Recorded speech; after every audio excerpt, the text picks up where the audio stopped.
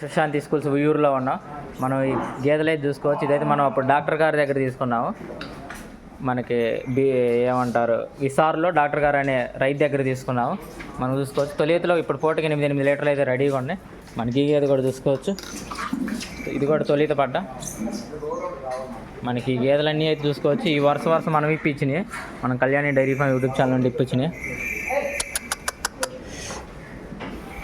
Brother ఇప్పుడు మనం ఇప్పించిన ఎన్ని గేదెలు ఉన్నాయి? మొత్తం 23.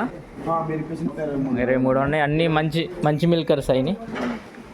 చూసుకో సైజులకు సైజు.